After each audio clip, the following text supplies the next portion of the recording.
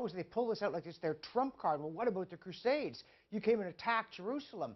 And nobody ever says, well, that's because the Muslims attacked it first. In 637, they besieged it. Now, you know, it's true that the Romans had conquered the area when they were pagans. And then it's an important part of the story. Christians didn't conquer Rome. They converted Rome by their example, by their martyrdom, by their preaching. And by so doing, they became the possessors of the Christian holy places. And so I think a certain argument might exist. Well, you have to give them back to Israel, which indeed is what happened. And maybe if you want to go back far enough, you've got to give them back to the Jebusites, because apparently at some point the Israelites took it from them.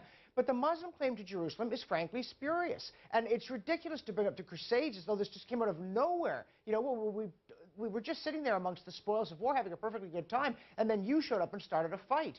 It's so odd. And yeah, people do forget about Lepanto. They forget about the Turks being at the gates of Vienna in 1683. They forget that the last caliph, the Ottoman Sultan, Mehmed V, proclaimed a jihad in the First World War against the West.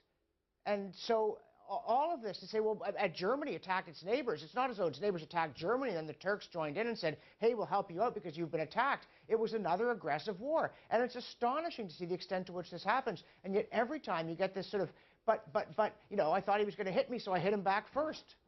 And we'd simply, it doesn't meet the facts of the case, and it doesn't meet the demands of logic. All right, John, thanks for joining us as always.